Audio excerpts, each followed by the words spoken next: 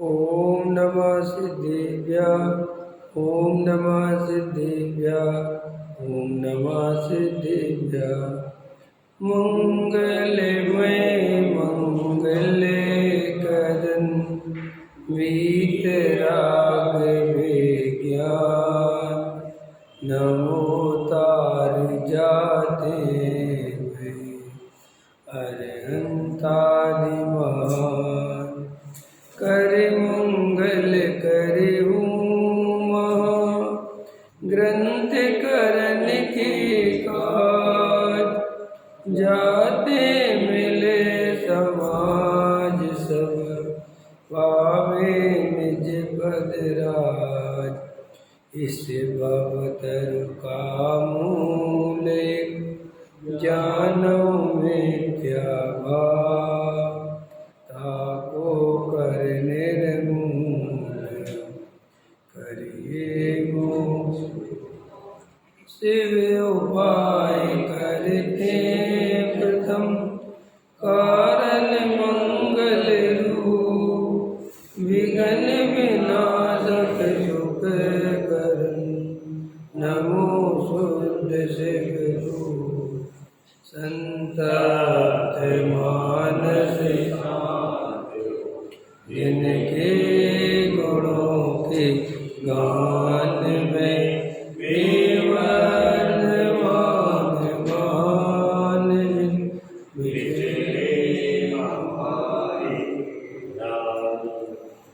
मोक्ष मार्ग प्रकाशक नौवा अधिकार पृष्ठ क्रमांक 306 सबसे नीचे का पैराग्राफ देखेंगे। रागादि थोड़ा ऊपर रह गया है वैसे। रागादि भाव आत्मा के स्वभाव भाव तो हैं नहीं, औपाधिक भाव हैं पर निमित्त से हुए हैं। अब यहाँ पर टोडामल जी साहब कहते हैं कि जो रागादि भाव है ना, ये वास्तव में अपने स्वभाव नहीं है, माने अपनी वस्तु नहीं है, ये तो विकार है। जैसे कपड़े में मैल लग जाता है ना, तो मैल अलग है और कपड़ा अलग है, लेकिन मैला कपड़ा दिखता है, ऐसा नहीं दिखता अपन को मैला कपड़ा। तो कपड़ा मैला है क्या कि मैल अलग से लगा है, लेकिन वो दोनों में ऐसा एकत्व दिखाई देता है। तो अपन एकदम बोलते कपड़ा मैला हो गया है ना, मैला कपड़ा हो, लेकिन कपड़ा तो मैला होता नहीं, मैला तो मैल है, लेकिन उसके संयोग को देखकर बोलते हैं। ऐसे ही ये जो रागादि विकारी भाव है, ये मैल है, ये आत्मा नहीं है। इनका आत्मा से किसी भी प्रकार का कर्ता कर्म का एकत्व का संबंध नहीं है। राग अलग है, जीव अलग है। तो कोई ऐसा कहे कि राग करता तो जीव ही है, कि वास्तव में कैसा करता है जीव कि अपने स्वरूप को नहीं पहचानता, उसे अपने ज्ञायक भाव की खबर नहीं है और वो रागादि भावों को अपना मानता है। इस अज्ञान के कारण वो रागादि भाव का करता है। इतनी बात है। रागादि का करता वो क्यों मानता है? क्योंकि उसे रागादि से भिन्न आत्मा की खबर नहीं है। अब बिल्कुल सरल है, जो अभी आपको उदाहरण दिया है आप उसी को समझ लो कि जो जीव बच्चा है वो मैल अलग है और कपड़ा अलग है, ये उसको ज्ञान नहीं है, तो वो कपड़े को ही मैला समझता है। ठीक है कि नहीं? और मम्मी से कहता है कि मेरा कपड़ा मैला है, मम्मी कहती लाओ मैं धो देता हूँ, तो वो कहता है मेरा कपड़ा ही धुल जाएगा, यानी मैल ही धुलेगा, कपड़ा नहीं धुलता। ऐसे श्री गुरु कहते हैं अज्ञानी को राग से भिन्न कोई आत्मा है, ये उस तरफ उसका ध्यान ही नहीं जाता। वो तो अपने को रागी, द्वेषी, क्रोधी, मानी, लोभी ऐसा ही मानता है। और खाली इतना ही नहीं मानता, फिर अगर पैसा हो तो पैसा वाला मानता है, शरीर है तो शरीर वाला मानता है, काला शरीर है तो अपने को काला मानता है। फिर वो अज्ञान बढ़ता ही चला जाता है। समझ में आया? वो इतना ज़्यादा फिर अज्ञान है कि फिर ये मकान ये बिल्कुल भिन्न पदार्थ है, स्त्री पुत्र कुटुंब परिवार, ये बिल्कुल भिन्न पदार्थ है, फिर भी उनमें ऐसा एकत्व करता है कि ये मेरे हैं, मैं इनका हूँ, मैं इनके बिना नहीं रह सकता, ये मेरे सब कुछ हैं। जबकि जरा सा विचार करें तो बिल्कुल भिन्न पदार्थ हैं, स्वतंत्र पदार्थ हैं। कुछ काल के लिए यहाँ संयोग हुआ है, कुछ काल बाद ये संयोग छूटेगा। ये तो कोई इसके लिए शास्त्र पढ़ने की जरूरत तो है नहीं, ये तो प्रत्यक्ष दिखता है। लेकिन मोह रूपी मदिरा ऐसी पी रखी है, मिथ्यात्व का ऐसा भयंकर सेवन कर रखा है कि कुछ सुध बुध नहीं रहती है। समझ में आया? एक शराबी शराब के नशे में राजा की सवारी जा रही थी, तो राजा से बोला, ए राजा, ये हाथी कितने का बेचता है? और भिखारी है लेकिन शराब पी रखी है। अब राजा ने देखा तो राजा ने कहा, आज नहीं बेचूंगा, कल बेचूंगा। समझ में आया कि नहीं आया? बोले उठाओ उसको। समझ में आया? उठाया और रख दिया उसको जेल में। सुबह उसकी शराब उतर गई तो राजा ने दरबार में बुलाया, बोले कितने का खरीदोगे हाथी? तो बोले साहब खरीदने वाला तो गया, अब कोई नहीं खरीदेगा, मुझे माफ़ कर दो। तो श्री गुरु कहते ऐसे ही इसने मोह रूपी शराब को पी रखा है और उस मोह रूपी शराब के नशे में बोलता है कि मैं शरीर हूँ, मैं रागी हूँ, मैं द्वेषी हूँ, मैं क्रोधी हूँ, मैं पैसे वाला हूँ, मैं काला हूँ, मैं गोरा हूँ, मैं स्त्री हूँ, मैं पुरुष हूँ, मैं माँ हूँ, मैं पिता हूँ, मेरे बच्चे हैं, मुझे उनकी देखरेख करनी है, मुझे घर बनाना है, ये घर मेरा है, ये समाज मेरा है, ये मंदिर में, सब इस मोह के नशे की हालत है। अब ये मोह का नशा उतरे तो ये समझे कि अरे मैं तो आत्मा हूँ, लेकिन वो नशा उतरता ही नहीं है। कैसे उतरे? और गजब की बात देखो, नशा अज्ञान से पैदा हुआ तो काय से उतरेगा? ज्ञान से। और ये क्रिया कांड से उतारना चाहता है। ये कहता है मैं भगवान की एक पूजा की जगह दो करने लगूंगा तो मोह नाश हो जाएगा। कैसे हो जाएगा? नहीं समझ। ये कहता है कि मैं रोटी छोड़ दूंगा, सम्य शिखर का पहाड़ चढ़ जाऊंगा, सत्समागम में चला जाऊंगा, ऋषि मुनियों के पैर दबाऊंगा, दान दूंगा, आहार दान दूंगा, रुपया दान दूंगा, पंचकल्याणक में इंद्र बन जाऊंगा, मंदिर बनवा दूंगा। वो क्या करोगे कि भाई इससे मोह के नाश का क्या मतलब है? कि क्यों? कि मोह इसके कारण हुआ ही नहीं है। तो वैसा भी मोह पैदा कैसे हुआ? अज्ञान के कारण। जैसा वस्तु का स्वरूप है वैसा नहीं जानता, वैसा नहीं मानता। अज्ञान तो इसके कारण पैदा हुआ है भाई साहब। तो इसके कारण पैदा हुआ है तो सम्यक ज्ञान के द्वारा वो दूर होगा। लेकिन अपन ऐसे अज्ञानी हैं, अपन को मोह का ही पता नहीं है, अपन को पता ही नहीं है कि अपने अंदर ज्ञान क्या चल रहा है। इतनी बात समझ में आ गई। ये रागादि भाव अपना स्वरूप नहीं है। मैं इनका कर्ता भोक्ता, ये छोड़ दो जल्दी से जल्दी। ये मान्यता कुछ रहने वाला नहीं है, यहाँ सब बदलने वाला है। ये जगत बड़ा बड़ा बड़ा स्वारस्य से भरा पड़ा है। देखो जगत कैसा है। यहाँ लोग कहते साहब सगे रिश्ते, सगे रिश्ते। काय के सगे रिश्ते? इस जीव को किसी से कोई रिश्ता नहीं है। पत्नी कहती पति से मैं तुम्हारे बिना नहीं जी सकती, कहती ही नहीं। तुम इतने बढ़िया हो, बढ़िया हो तो अच्छे हो। और अगर तुम शराब पीने लगो, कमाना बंद कर दो, बीमार रहने लगो, तुम्हारी टांग टूट जाए, खाट पे पड़े रहो, तो वही पत्नी क्या कहेगी? हे भगवान, मैंने कौन से पाप करे थे, ये कैसा पति मिल गया। उसी पर्याय में बता रहा हूँ मैं, दो पर्याय की बात नहीं बता रहा हूँ। उसी पर्याय में उस समय तक पहले बोल रही थी कि मैंने कितने पुण्य करे थे, कितना बढ़िया पति। ऐसी पत्नी का भी लगा लेना। अपने अनुकूल रहे तो भगवान कितनी बढ़िया पत्नी मिली। और जरा सी वो ताड़का देवी बने तो एकदम अरे उसके बाप को गाली देगा, उसकी माँ को गाली देगा, उसके खानदान को गाली देगा। यही है ना संसार का स्वरूप। क्या है संसार? और ये कहता है कि मैं तुम्हारे बिना कैसे रहूँगा। अरे तेरे प्रतिकूल परिणमन होते ही तू छोड़ने को तैयार है। तो आचार्य कहते हैं इतनी बुद्धि समझ में नहीं आई कि ये तो परद्रव्य हैं, ये मेरे अधीन नहीं है, ये हमारे अनुसार परिणमन करने वाले। तो वैसा हम क्या करें? अरे अज्ञान छोड़ दो और आत्मा का ध्यान करो। लोगों के मन में ये भी आता है कि हम अगर ये सब नहीं करेंगे तो हम करेंगे क्या? ये भी एक बड़ी समस्या है लोगों की। जैसे कई लोग बैठे मान के चलो शांति से, तो लोगों के मन में एक ऐसा प्रश्न बनता है कि हम शांति से बैठ के क्या करें, इससे हमें कौन सा सुख मिल जाए हैं?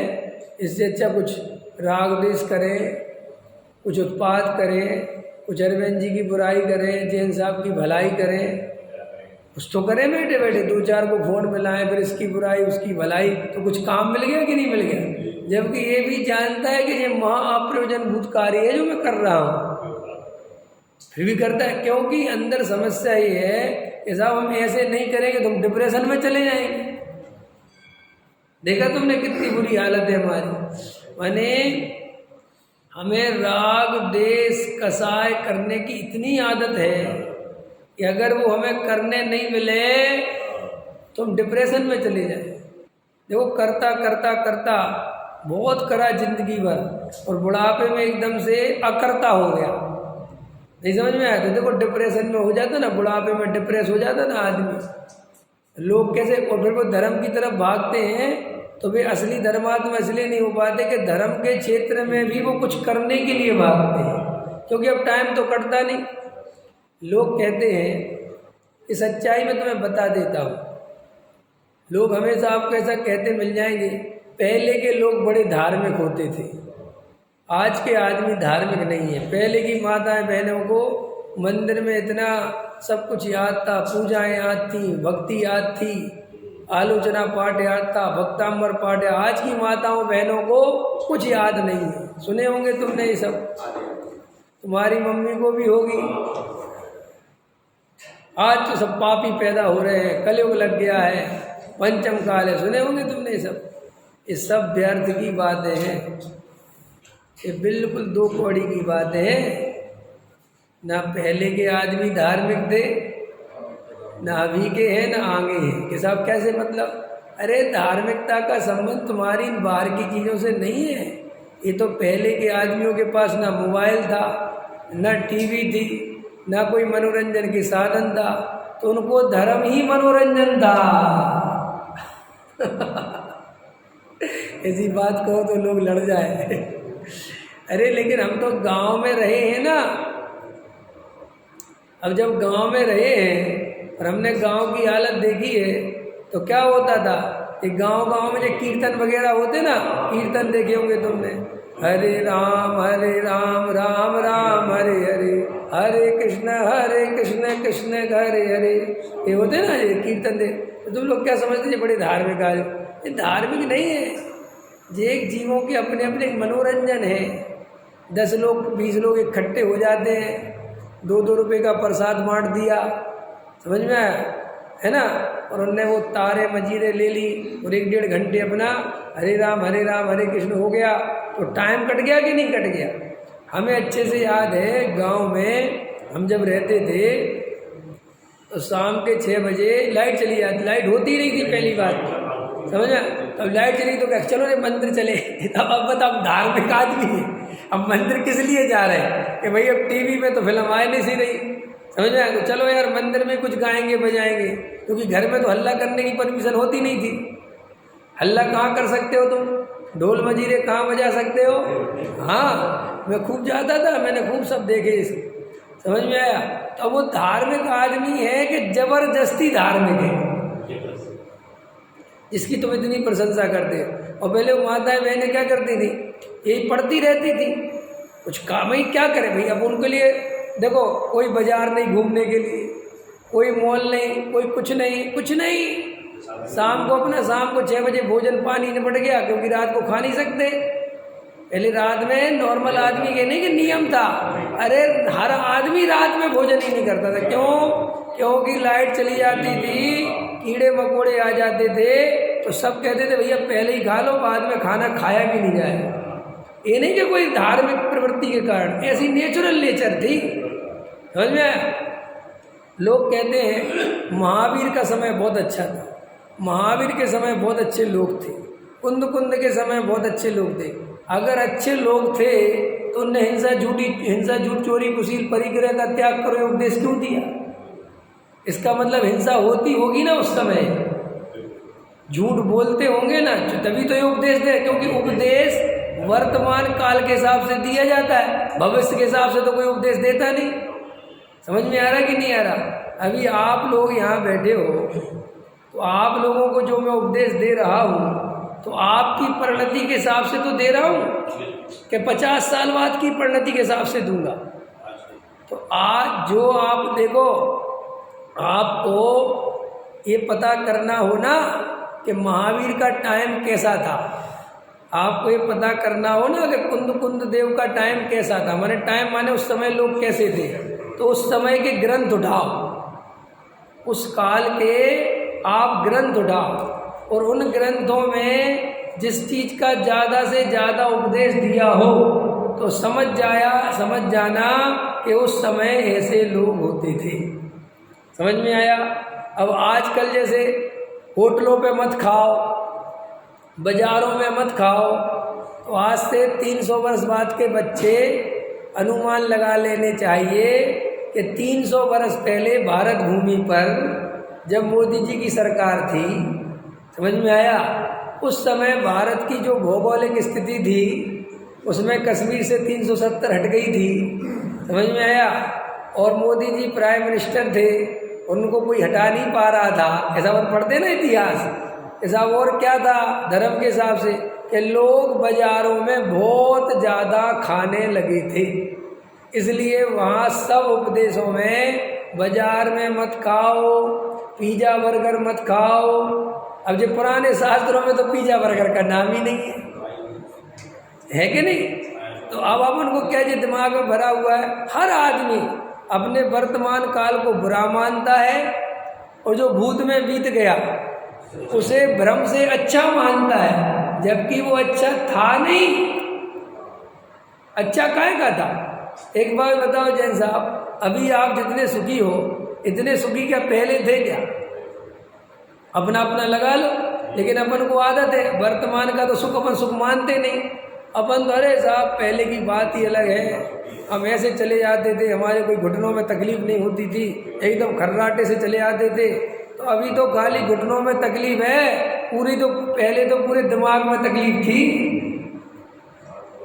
1 रुपया पल्ले नहीं था, किराए के मकान में रहते थे, व्यापार का था पता नहीं था, बेचिंता है तुम्हें पता ही नहीं, सब भूल गए। और जो घुटने की तकलीफ बड़ी हो गई अब, क्योंकि इस जीव को वर्तमान का दुख ही दुख लगता है और भूतकाल का सुख ही सुख दिखता है। समझ में आया कि नहीं आया? लगता है कि नहीं लगता देवेंद्र जी? अरे हमारी जवानी की बात, क्या जवानी की बात लगती, धूप में भटकते थे, ये बच्चे कैसे पलेंगे इस चिंता में लगे रहते थे। और वो कहता है कि पुराना जमाना अच्छा था, काहे का अच्छा था? समझ में आया? अरे देखो भाई, जैसे पेट्रोल है ना, केरोसिन है ना, ये जितने भी ज्वलंत पदार्थ हैं, ईंधन है, इनमें एक चिंगारी दे के देखो, फिर पता चलता है कि इनके अंदर कितनी आग है। लेकिन वो चिंगारी तो मिले, तो कितनी बात समझ में आ गई? ऐसे ही अंदर ये जीव अनंतानुबंधी जैसी कसाय लेके बैठा है, मिथ्यात्व लेके बैठा है। ये तो बाहर में पुण्य का उदय कमजोर है, इसलिए कसाय को दबा के रखता है। अगर वो पुण्य का उदय आ जाए तो अभी जो ये समता भाव दिखा रहा था ना, एक तरफ रखा रह जाएगा। देख लेना तुम, तुम्हारा जितना जितना पुण्य का उदय बढ़ रहा है उतनी उतनी कसाय प्रकट हो रही है कि नहीं हो रही है? बोलो देवेंद्र जी, समझ में आ रहा कि नहीं आ रहा? क्या नाम अमित? किसी मंदिर का अध्यक्ष बनना है? आप कैसी बातें कह रहे हैं पंडित जी? ये घोर पाप हमें क्या लेना देना। अभी अभी अभी ये सोचता है कि ये बड़ा धार्मिक आदमी है। ये तुम नहीं बोल रहे हो, ये तुम्हारी परिस्थिति बोल रही है। क्योंकि न नौमन तेल होगा न राधा नाचेगी। अब जेब में अठन्नी है नहीं। और पता है कि अध्यक्ष बनने के लिए अभी अरविंद जी कह रहे थे मुझसे एक दिन, मैंने कहा जी ट्रस्टी बनने का कितना है चार्ज? फिर 30 लाख रुपये। समझ में आया कि नहीं? अब बताओ, अब मैं ट्रस्टी बनने के भाव को दबा दूंगा कि नहीं दबा दूंगा? दबा दूंगा कि दिखाई नहीं देगा। समझ में आया? और वो दिखाई नहीं देगा इतना ही नहीं है, ऐसा नहीं है जीभ बहुत बदमाश है। मैं शब्द बोलता हूँ जीभ बहुत बदमाश है। खाली दबा नहीं देगा, उस पर रंग रोगन कर देगा। कैसा रंग रोगन समझते हो तुम लोग? ऐसा रंग रोगन कर देगा, अरे राजेश्वरी सो नरकेश्वरी। अरे भाई साहब, ये बड़े आदमी हैं, ये सब नरक जाएंगे। जे ट्रस्टी फ्रस्टी क्या है? अभी देखो उसको अंदर जबकि वो है, लेकिन अभी बनने का चांस नहीं, पैसा जेब में नहीं। तो अब चूंकि अगर वो इस बात को रखेगा कि मुझे बनना है, तो वो उसको सालेगा, दुख देगा। तो वो दुख से बचने के लिए उस पर कोटिंग कर देता है। कौन सी कोटिंग कर देता है? निंदा रस। कौन सी कोटिंग होती है? निंदा का कलर हो जाता है। बड़े आदमी की निंदा कर दो तो छोटा आदमी संतुष्ट हो जाता है। ये उसके बचने का उपाय है।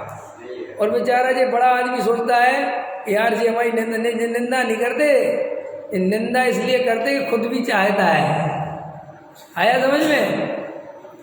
हाँ, चिंगारी नहीं मिली, जल तो पूरा रहा है। और फिर देखो 20 साल बाद अमित पे पैसा हो गया। समझ में आया? अब इतना बोला ना तो गवर्नमेंट ऐसा भी सोचे पंडित जी की बाड़ी पे सरस्वती विराजमान करती है। समझ में आया?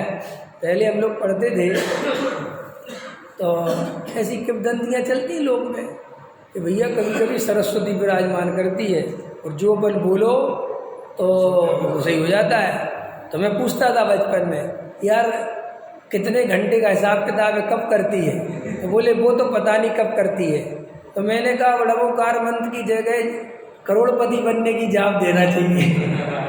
कभी तो सरस्वती वास करेगी। समझ में? लोग में क्यों अभी अपन को जरा सा कोई अभी अपन ऊपर से धार्मिक बन जाते हैं, अंदर जरा सी पैसे की कमाने की कोई ट्रिक बताए एकदम लालसा जग जाती है। जरा सा कोई ऐसा बताए अरविंद जी ये आपके माथे में जो लकीर बनती ना, मैंने वास्तव में ये अरबपति बनने का लक्षण है। अब ये करोड़पति तो है ही, अब इनको अरबपति कहेंगे तो मजा है। अब इनको कौन करोड़पति कहे? यार करोड़पति तो मैं हूँ ही। तो तुरंत देखो, नहीं तुरंत जाके उस लकीर को देखे कि पंडित जी कहाँ कह रहे थे, कौन सी लकीर कह रहे थे है। और सुनो मैं ये और कह दूँ, ये मैं कोई अपने मन से नहीं कह रहा हूँ, ये मैंने ज्योतिष का एक ग्रंथ पढ़ा हुआ है। समझ में? उसमें ये बात लिखी है और आचार्य की प्रमाण। तो पता कौन सा कहे, कौन से ग्रंथ में लगा, वो ग्रंथ को जानने की जिज्ञासा हो जाए।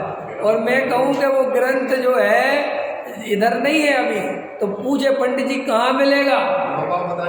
अब बता ही दो। देखो कितने अपन देखो ऐसे अभिप्राय से आत्मा की बात सुनते हैं। सोचो ये इतनी खतरनाक स्थिति, इसलिए वो आत्मा मिल नहीं सकता।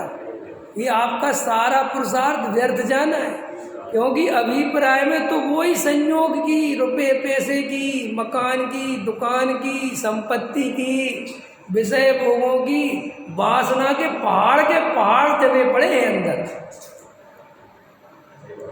लेकिन उसकी एक सिस्टम है, वो ऐसे दिखते नहीं है।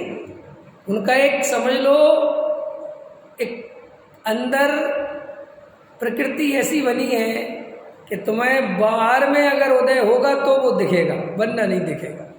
इस जीव को इसलिए मैं कहता हूँ, वो जीव ज्ञानी होने की दिशा में पहला कदम बढ़ा देता है जिसे अपने अभिप्राय में छुपी हुई वासना का पता चलने लगता है। वो जीव ज्ञानी होने की दिशा में एक कदम बढ़ाता है। क्या बोला? अरे जी क्या बोला? ये अभिप्राय तो समझते हो ना? अभिप्राय पकड़ने के लिए बहुत पुरुषार्थ चाहिए। आप प्रवचन करते सह सकते हो, रोज समय सार पढ़ा सकते हो, आत्मा की चर्चा सुना सकते हो, और अभिप्राय में केवल पैसे की वासना हो सकती है, और समय सार पढ़ाते होंगे और तुम्हें पता ही नहीं चलेगा कि मेरे अभिप्राय में पैसे के अलावा कुछ नहीं है। और समय सार पढ़ाओगे और प्रवचन में बोलोगे धन कन कंचन राज सुख सवई सुलभ कर जान, दुर्लभ है संसार में एक यथार्थ ज्ञान। ये बोलते रहोगे, सुनाते रहोगे, दुनिया ताली बजाती रहेगी कि पंडित जी बहुत बढ़िया प्रवचन करते हैं, मजा आ जाता है। और खुद के अभिप्राय में वो धन कन कंचन राज सुख भी बस रहे हो। वरना सम्यक दर्शन कठिन नहीं है, बिल्कुल कठिन नहीं है। काय का कठिन है सम्यक दर्शन? तुम ईमानदार बन तो सम्यक दर्शन तो है ही, आत्मा है कि नहीं? और आत्मा के दर्शन का नाम सम्यक दर्शन। तो जब आत्मा कहीं गायब होता ही नहीं तो उसका दर्शन करने में कितनी देर लगेगी बोलो? हैं? अब कल रामलला के सूर्य अभिषेक हो गया ना, सूरज की किरण से अभिषेक हो गया कि नहीं? राज तिलक, सूर्य तिलक होगा ना कल अयोध्या में। तो रामनवमी के दिन 12 बजे होना है। 365 दिन में वो ऐसी वैज्ञानिक कला बनाई है कि वो 3 मिनट 4 मिनट वो तिलक रहेगा, फिर गायब हो जाएगा। लेकिन यह आत्मा कब गायब होगा? तो वो तिलक देखने के लिए तो तुम्हें भैया 365 दिन में वो दिन आएगा, वहाँ जाओ देखो तब मिलेगा। और यह आत्मा देखना हो तो अरे इन ऊपर वाले भगवान है ना जो विराजमान आदिनाथ, इनको देखने का भी टाइम फिक्स है। सुबह 6 से 12 शो चलता है और शाम को 6 से 9 शो चलता है। समझ में? इतने ही में भगवान मिलेंगे, इसके आगे पीछे भगवान नहीं मिलेंगे। लेकिन भगवान आत्मा का शो तो समझते हो बहन जी। 12 से 3 का शो गए कि नहीं गए? हैं? गए हो? हाँ। और 8 से 11 का वो भी गए हो? अच्छा, आपके समय नहीं होता था, आज के समय तो 12 से 3 हो रहा रात में। समझ में आया? तो देखो, लेकिन अपनी आत्मा को देखना हो तो कब कब कब नहीं दिखती आत्मा बताओ भाई साहब। आत्मा जिस दिन नहीं दिखेगी उस दिन तुम भी नहीं दिखोगी। वो अलग बात है, देख नहीं रहे। समझ में आया? आत्मा जब तक दिख रहा है तब तक तुम दिख रहे हो। आत्मा दिखना बंद, तुम भी दिखना बंद। अरे प्रभु तुझे खबर नहीं, तू आत्मा ही है। समझ में आया? ये कहाँ एकत्व करके बैठा है। तो ये अभिप्राय को पहचानना बहुत बड़ा पुरुषार्थ है। बुढ़ापे में आदमी आके अरे बेटा कुछ नहीं रखा विषय भोगों में, ये किसको बातें दे रहा है? तो किसको बता रहा है? अब भोगने की सामर्थ्य नहीं बची, शरीर अस्वस्थ हो गया, इंद्रियां शिथिल पड़ गई, तो इसलिए बोलता है। अंदर तो अभी भी इंद्रियों में सुख बुद्धि है, भोगों में सुख बुद्धि है, वो ऐसे थोड़ी निकलती है। देखो भाई, हमें कोई चीज़ भोगने नहीं मिले इसलिए भाई सुख बुद्धि निकल जाए, ये भूल भ्रम मत पालना। तो तुम उसकी निंदा तो करते हो कि वो निंदा इसलिए करते हैं कि वो ज़्यादा तकलीफ ना दे, और कोई बात नहीं है। तो ये बुढ़ापे में लोग धर्म के क्षेत्र में क्यों जाने लगते हैं? क्योंकि धर्म के क्षेत्र में जाने से उनको थोड़ी सहूलियत मिलती है। उनको यहाँ ऐसे वचन सुनने मिलते हैं, जो ये भोग रहे हैं ये नरकों में जाएंगे। वो कहते ठीक है अब हम तो भोग ही नहीं रहे, जबकि भोग के बैठ गए हैं। 100 बिल्ली क्या 100 चूहे खा के बिल्ली हज को चली। समझ में आया? ऐसे अरे साहब बूढ़े बाड़े हो गए तो मंदिर में बैठे 2-2 घंटे बैठे। अरे जी हम तो मंदिर में बैठे रहते जी, हमने तो अरे तू हमें मत पता, तेरे पास मंदिर में बैठने के अलावा कोई रास्ता नहीं है। कई बूढ़े लोग घड़ी देखते रहते हैं कि बहू ने अब नाश्ता बना दिया होगा, अब चलो। अरे बहन जी, चक्कर में मत फंसना। हाँ, यही दशा है जी उनकी, क्योंकि अब घरवाली तो है नहीं, अब तो बहू है, और बहू तो और पराधीन है ना। घरवाली तो बूढ़ी हो गई ना, उससे तो रसोई छीन ली ना। हाँ, लड़का, अरे जैसा सब छिनेगा एक दिन, ये तेज छिनेगी। कहाँ चक्करों में फंस रहे हो? हमें मत बताओ, हमने घर घर की कहानी देखी है।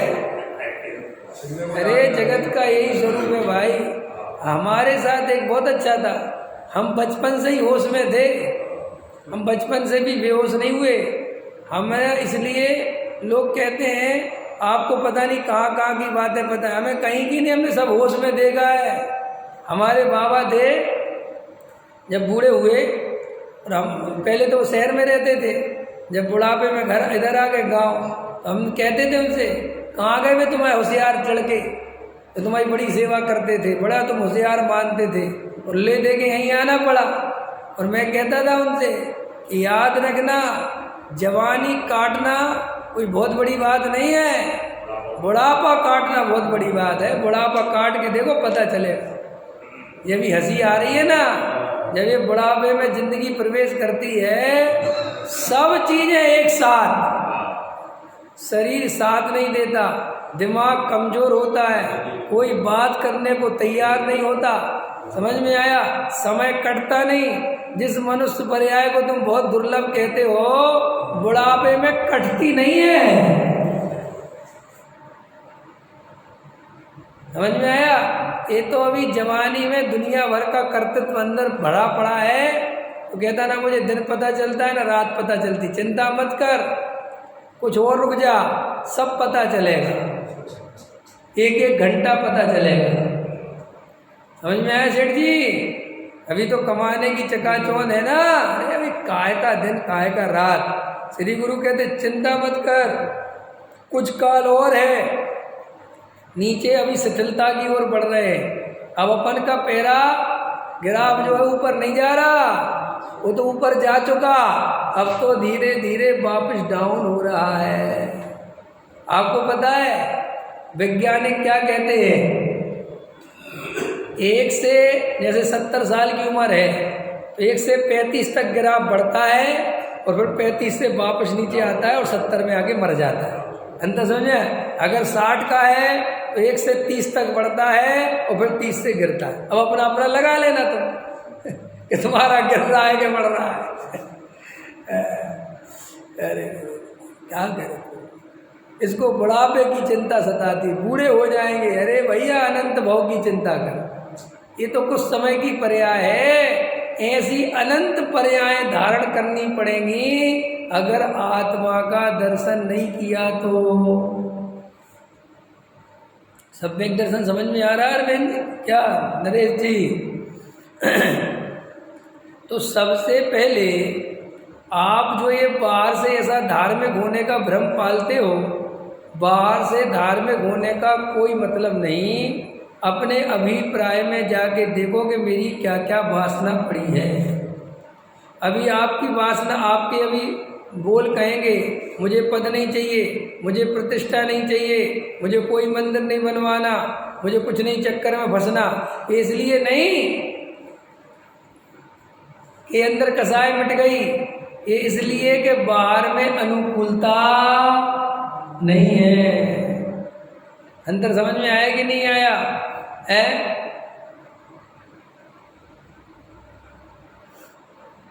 तब इस तरीके से अपने को देखोगे, तब अंदर के अभिप्राय धीरे धीरे पता चलेंगे कि क्या वासना भरी पड़ी है। और देखो ये अभिप्राय जब तक तुम्हारा खाली नहीं होगा, सही नहीं होगा, तब सम्यक दर्शन नहीं होगा। क्योंकि सम्यक दर्शन है श्रद्धा का पर्याय, और तुमने श्रद्धा में तो इतना दुनिया भर का कचड़ा भर रखा है। श्रद्धा पवित्र होगी कैसे?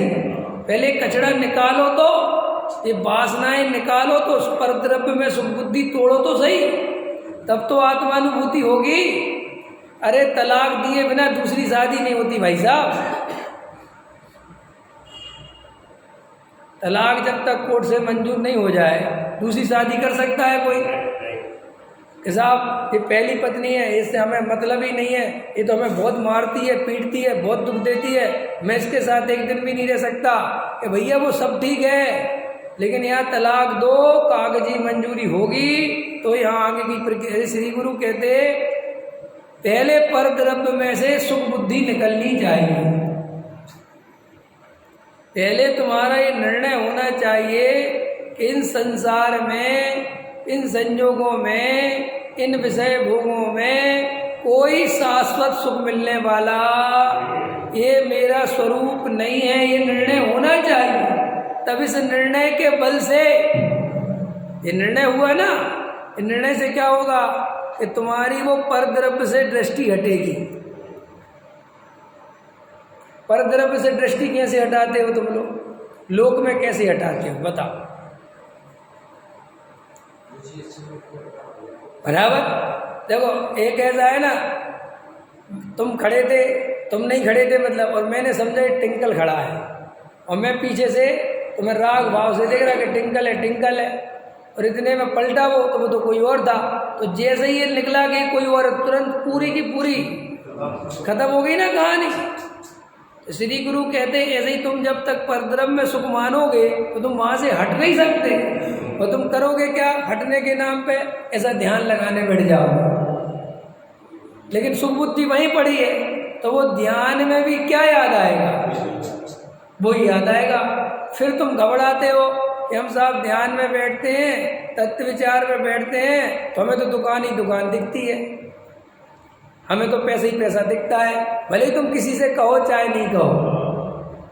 लोग अपने विचार बताते नहीं हैं कि हमें ध्यान में क्या विचार आते हैं। अगर वे विचार बताने लगे तो उनको अपनी सच्चाई पता चल जाएगी।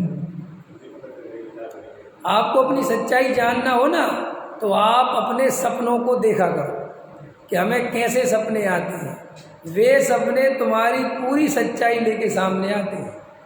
हाँ, अरे एक तो मैं पढ़ रहा था, एक कोई ऐसी जगह है उसका इतिहास में लिखा है, एक कबीला था, वहाँ के लोग सारा उनका जो जीवन था बहुत साफ सुथरा था, ना वहाँ हिंसा थी, ना वहाँ झूठ था, ना चोरी थी, ना कुशील था, ना परिग्रह था, बड़े शांति से लोग रहते थे।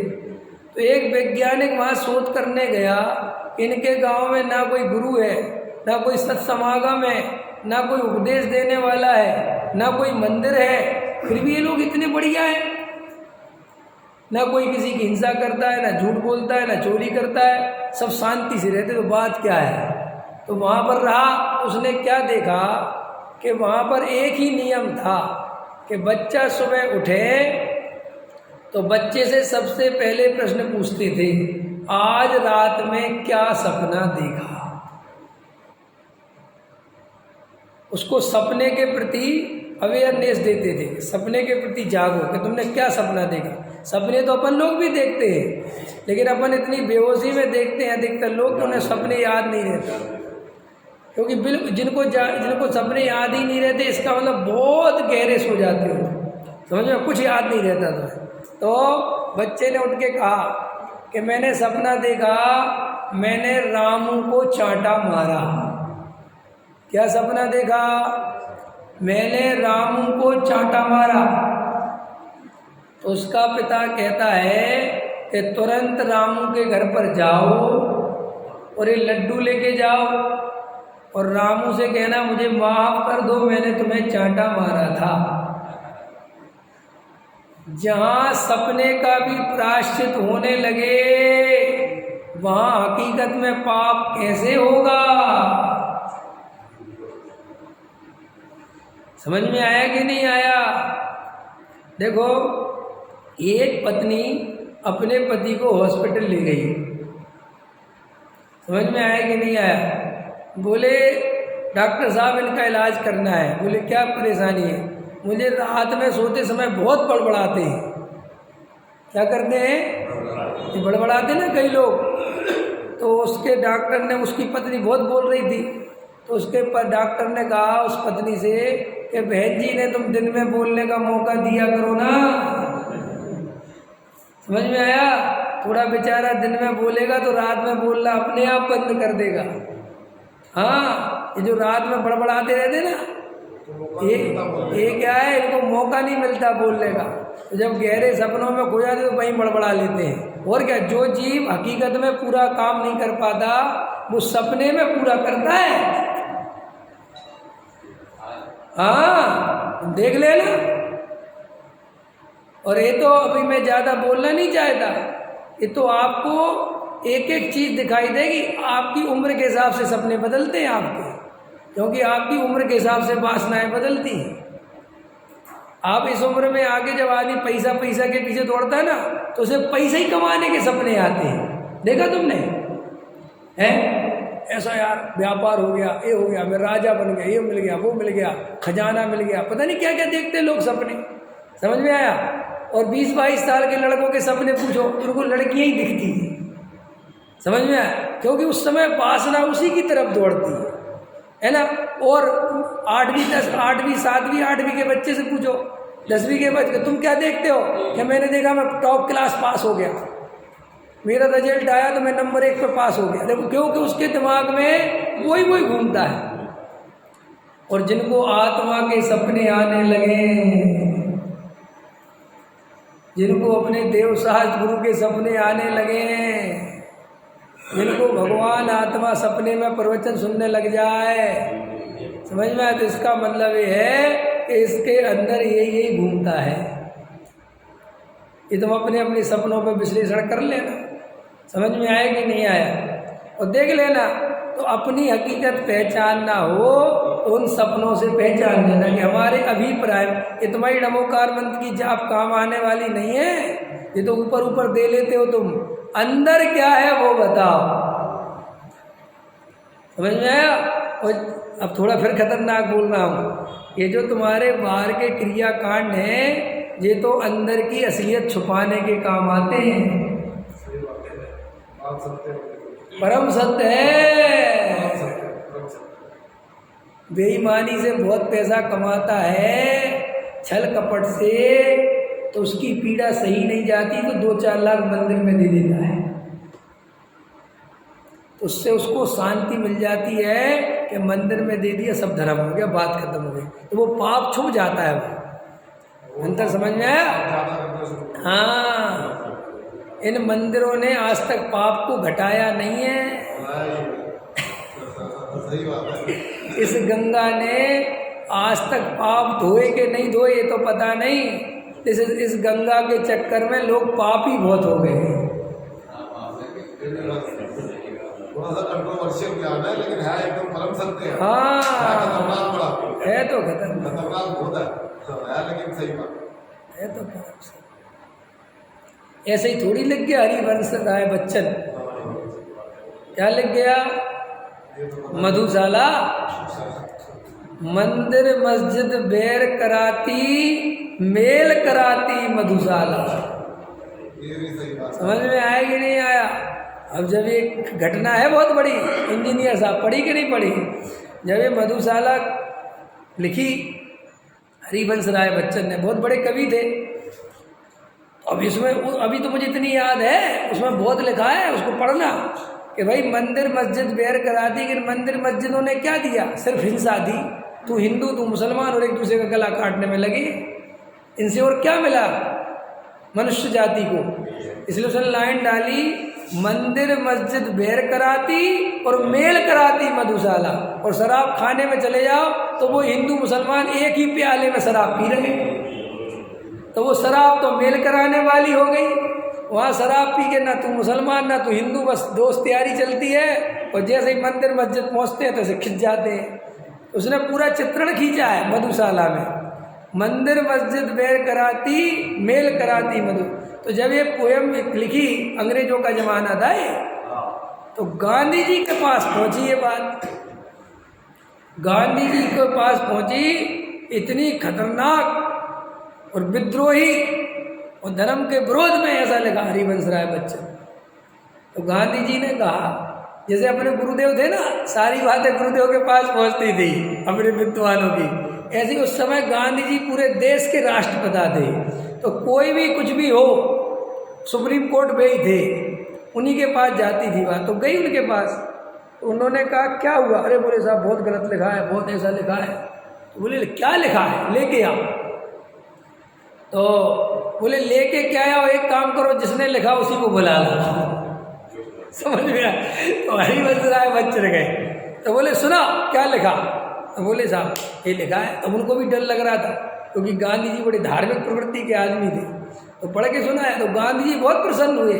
बोले वाह क्या लिखा है, समझ में आया कि नहीं? सब सोच रहे थे इनको बड़ी डांट पड़ेगी, समझ में आया? बहुत डांट पड़ेगी, लेकिन कोई डांट नहीं पड़ी। कि भैया सच्चाई तो यही है, आज तक इन 5000 सालों में आपको आश्चर्य होगा, और 5000 सालों की बात नहीं है, आज भी दुनिया में जितने युद्ध होते हैं वे पंथ, संप्रदाय और जाति के नाम पर और धर्म के नाम पर ही होते हैं।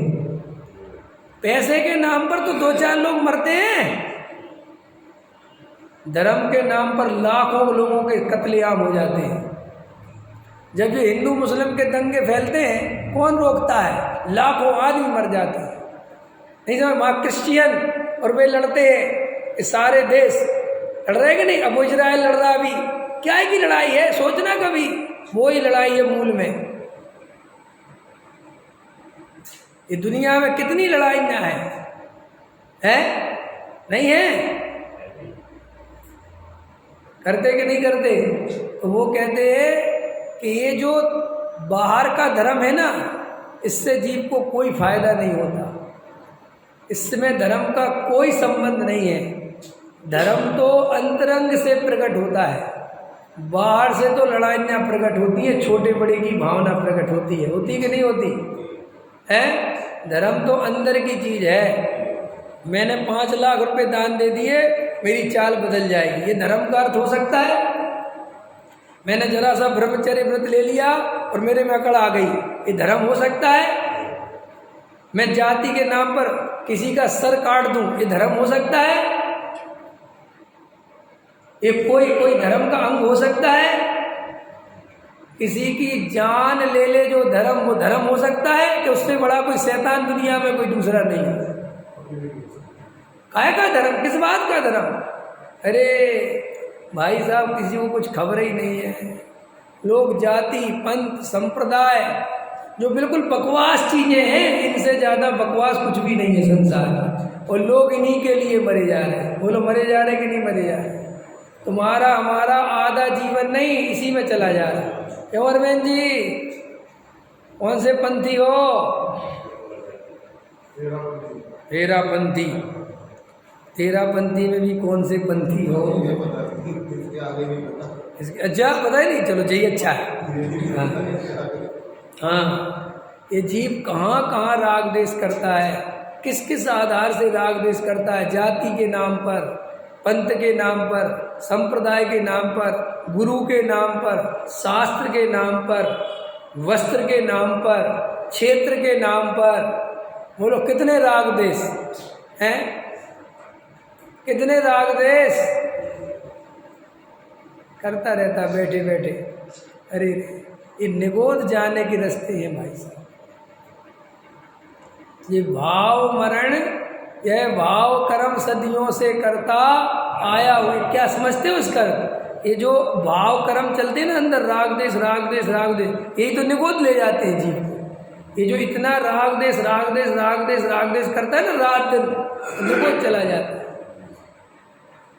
अरे वीतराग भाव को ग्रहण करो, अपने ज्ञायक भाव को पहचानो भाई। धर्म अंदर है, बाहर मत उलझो, मत लड़ो झगड़ो किसी क्रिया के नाम पर, किसी जाति के नाम पर, मंदिर के नाम पर, प्रतिमा के नाम पर, ग्रहण त्याग के नाम पर, दान के नाम पर, सेठ के नाम पर, ट्रस्ट के नाम पर, पंडित के नाम पर, छेवसम के नाम पर, क्षेत्र के नाम पर, कोई बात सब छोड़ दो, इनमें कोई धर्म वरम नहीं भाई। ये सब राग द्वेष के अड्डे हैं, यहाँ कोई धर्म वरम नहीं है।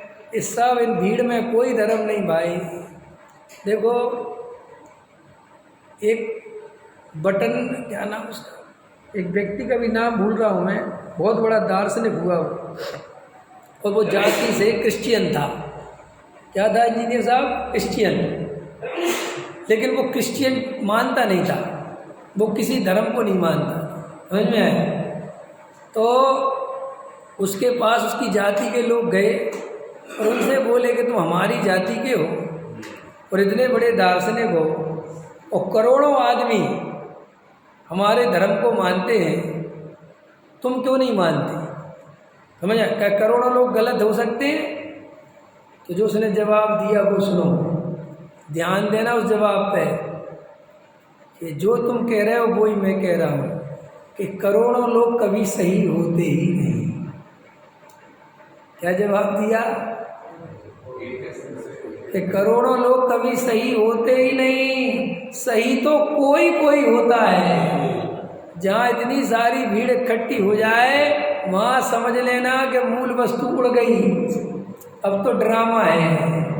क्योंकि धर्म तो बिल्कुल निजी चीज है, भीड़ में काय का धर्म, किसका धर्म, कौन सा धर्म? और तुम भीड़ में रहना इसलिए चाहते हो कि भीड़ एक सहूलियत देती है कि नहीं?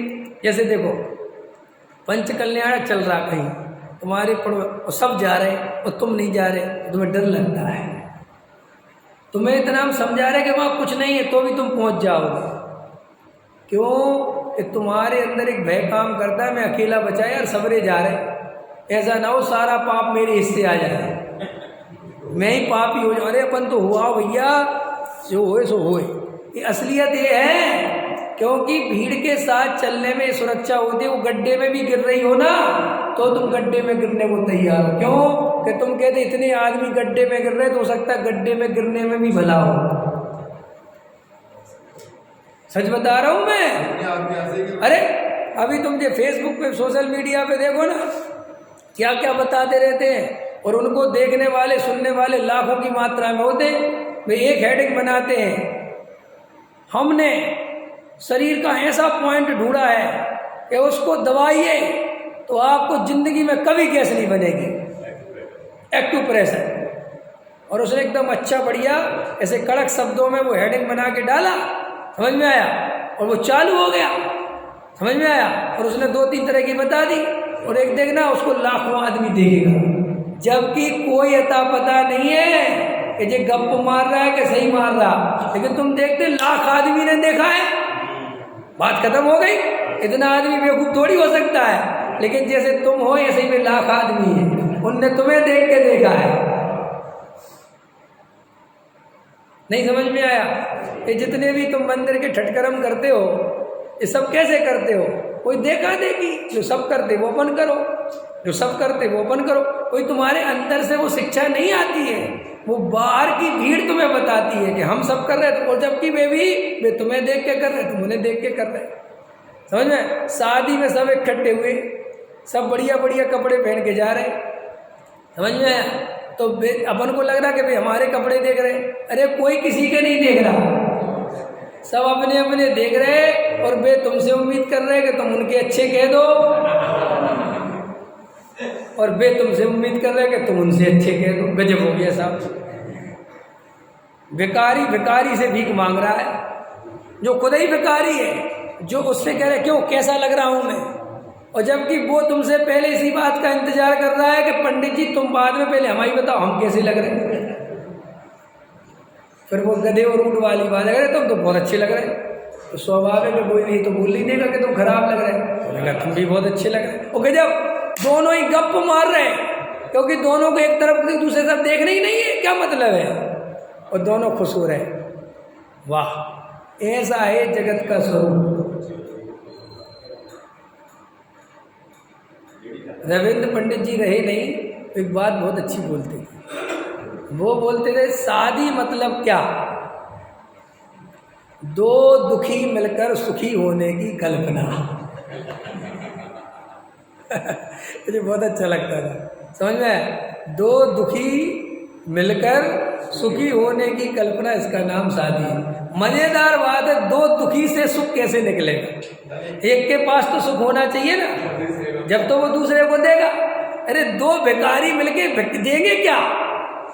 एक परिभाषा ये भी हो सकती है, उन दुखों को मिटने के लिए जो कि दुख है ही नहीं अभी, हाँ उनकी तरफ जा रहे हैं। बराबर, ऐसा भी समझ लो, और नए दुख पैदा करने के लिए है। हाँ नहीं, आप समझ गए ना बात, इतनी क्लियर हो गई ना कि भाई तुम कह रहे हो तुम मुझे सुख दे दो, और मैं तुमसे क्या, पत्नी कह रही पति से तुम मुझे सुखी कर दो, और पति कह रहा कि तुम मुझे सुखी कर दो। अरे तो भाई प्रश्न ये कि सुख है किसके पास तुम दोनों में से? हम दोनों ही के पास नहीं। ऐसा हुआ कि दोनों ही बिना टिकट के ट्रेन में बैठे, और टीटी कह रहा टिकट कह रहा उससे ले लो और उसके बाद जाना कह रहा उससे ले लो। टीटी 2 बार तो पूछा कि तू लोग क्या दिमाग खराब है? कह रहा बात तो ये टिकट है ही नहीं। समझ में आया कि नहीं आया? कुछ खबर नहीं, कुछ खबर नहीं जी भैया। शुद्ध स्वरूपी अविनाशी में आत्म स्वरूप, देह मरे पर मैं नहीं, अजर